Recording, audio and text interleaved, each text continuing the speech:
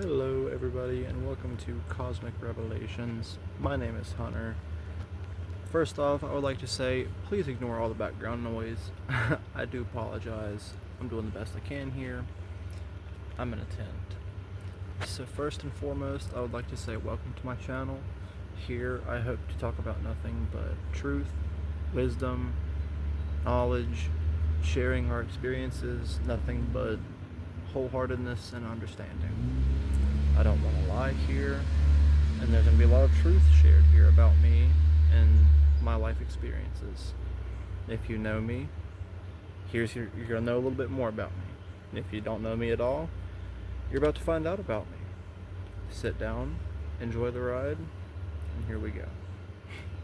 This is episode 1. This is about a special little someone, an ex, who ruined my life through and through, undoubtedly. And throughout our breakup, it was rough, but here we are a year later, and I had pretty much moved on. I was done with it. I didn't care anymore. A little birdie tells me that we're gonna call her Sharon, because she be sharing herself with all types of different people, and I mean, it's close enough to Karen, and she is the kind of person, so fits. Anywho, Sharon starts to post some content about her, what is it? I think narcissistic ex. The Chronicles of My Narcissistic Ex. That's crazy. So I sit and I ponder, and I sit and I ponder. And I come to the conclusion, okay, you want to play that game? Cool. I'll just tell the whole story as it is. Y'all don't like it? I'm sorry. I want the whole truth out there, whether it makes me look bad, her look bad. Whether it makes me look great or her look great. The second something comes out that is one-sided, I am there to spread the truth. I'm not going to overshare. I'm not going to spread into details. I'm not here to blackmail anybody. I'm not here to make anybody look bad. I want the truth, and nothing but the truth, out of this. So, Sharon. Oh, Sharon.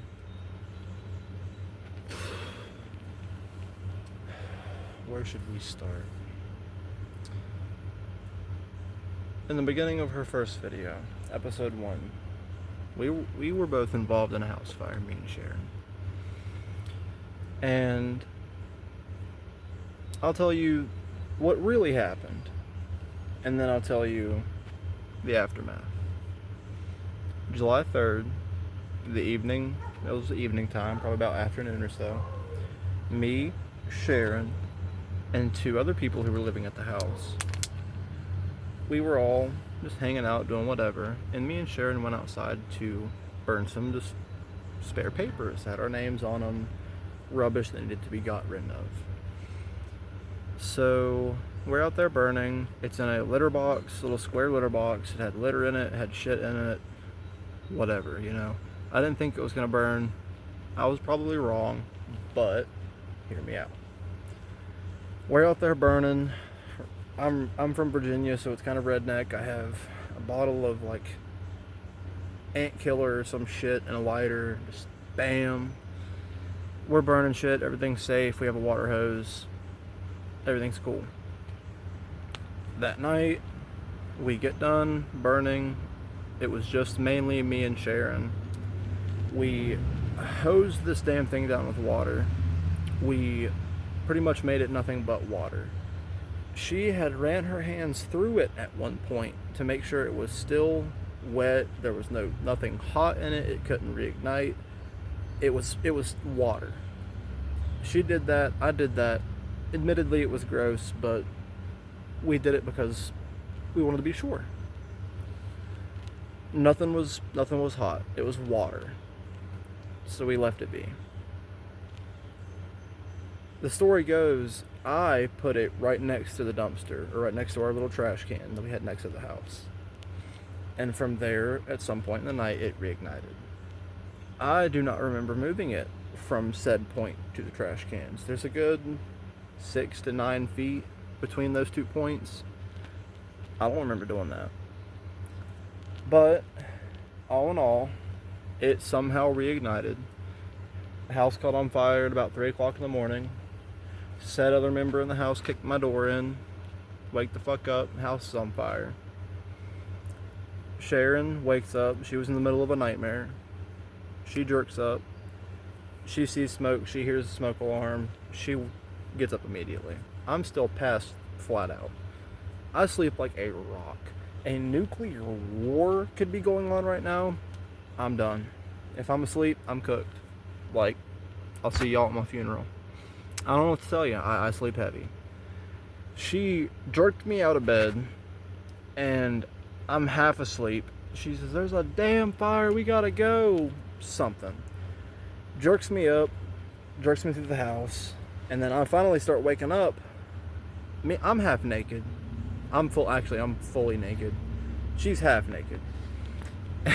And I run back in the house, not to put on clothes, but to grab my phone and my glasses, because I needed to see and I needed to call 911. Said other person in the house went to go get the homeowner with the other person, and me and Sharon were left at the house. I called 911. We sat in the vehicle for a while. Moral of the story, we lost everything. It was a horrible, horrible event. It happened on July 4th, 2021.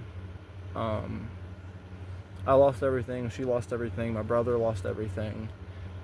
Everybody lost everything. My childhood, wiped. Gone.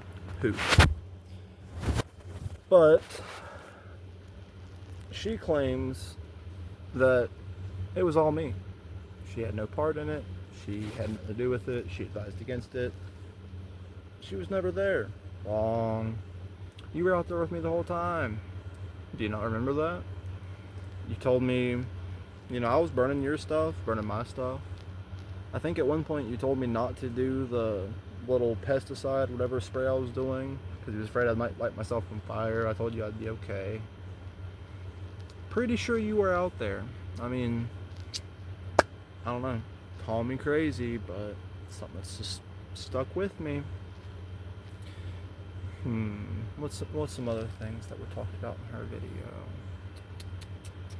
Let me think. Ooh, I got a good one. She mentioned in her video that all I did was, if I wasn't working, I was sitting on my ass, playing video games, and gardening is what she called it. First thing you're going to know about me, I'm a gardener. It's what I do. It's part of who I am. If you don't like it, there's the fucking door. I don't know what to tell you. I'm gonna garden whether you like it or not. And yeah, if I wasn't working, I was playing my video games because that was my way to unwind. That was my portal to a different reality. If you get it, you get it. If you don't, I'm sorry.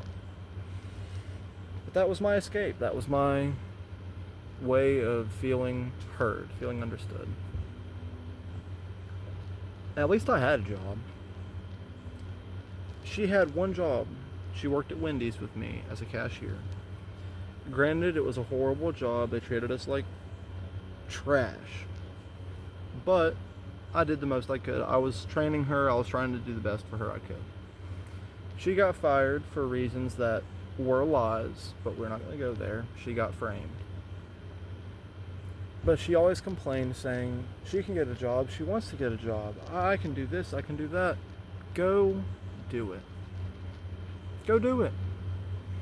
I'd almost be willing to bet money to this very day, the moment this goes on YouTube, whenever you all see this, she probably still doesn't have a job. She has a little bit of issues, not this, but just issues. And a couple physical things, heart rate stuff. We ain't gonna go there. I don't wanna, ain't my place. But she blames it on that. You know, she rides on a nice $800, $900 check from the government every month. We'll just say that. And throughout our entire relationship, that's all she ever did. There were times where I did not hold a job. I worked at Walmart for 3 months, and then I ended up quitting or getting fired from there, whichever one you want to call it. And then for probably 6 months to a year, I was without a job, and she had to pay most of the bills. But every time else, I had a job. I was working my ass off. And what was she doing? Staying at home complaining. I work my ass off. Even to this day, I work my ass off. I've done more I've looked into myself more. I've looked back on past events. I've realized what I've done wrong. I've become more self-aware. Yeah, I did some fucked up things to you, but I can't take that back. I'm sorry for what I did, but you're not going to sit here and twist what actually happened, the faults we both made, into, oh, I did everything wrong. I'm the bad guy. Let's just get some clout off of it. Not going to happen. There are a lot of things that people don't know that I'd be happy to share. You mentioned in your video that I wanted to have kids in a homeless shelter. I wanted to have a family. And that I proposed to you there. Yeah, that's true. And you said that it was, ick, you should have said no, you don't know what you were doing, and oh my god, it was at a homeless shelter, what the fuck. Back then, you told me you loved it. You told everybody you loved it. You bragged about it on Snapchat, posted about it, talked about it to everybody. It was a big thing. You loved it. And if I remember correctly, you even talked trash about somebody close to me who also was engaged, that their engagement was shittier than ours. So, well, what's the deal with that now, huh? You trying to switch up? I mean, that's like the third or fourth different story I've heard about how you feel about it. I mean, you're kind of confusing me. I don't get it at this point. I'm confused. I don't get it. I wanted to have the family. Absolutely, 100%. I didn't care about the circumstances we were in. Granted, it was horrible, but I thought I was ready. I feel like it would have went okay. If I was the only one who wanted the family, do you think that it would have, the act of making a baby would have happened every day, at least once a day, for 30 days straight? At least. And it was probably more than 30 days. And you know what I'm talking about. I don't care. I'll say it. She wanted it. She allowed it. There's video proof to say so. What do you want me to say? Will it ever go anywhere? No. But I have it. Don't lie about me. Don't lie about the story. Don't lie about how shit happened. And we're gonna be good. I want nothing but peace. I want you to move on. I want me to move on. Like I said, I was happy. But what did you have to do? You had to keep talking about it, lying about me, posting stuff about me, just all sorts of other shit. I find it for myself, and I hear about it from this person, this person, this person, this person, this person. It gets to a point like, are you childish? Are you sure you're 22 years old? Are you sure you're not 13 stuck in your body? Like, what's going on? Come on, Sharon, grow up. Do better. I genuinely, I don't know what to say. It's just,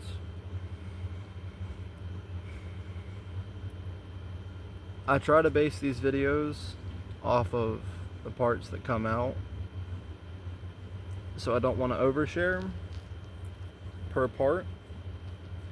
But she labels me as the narcissistic, abusive ex.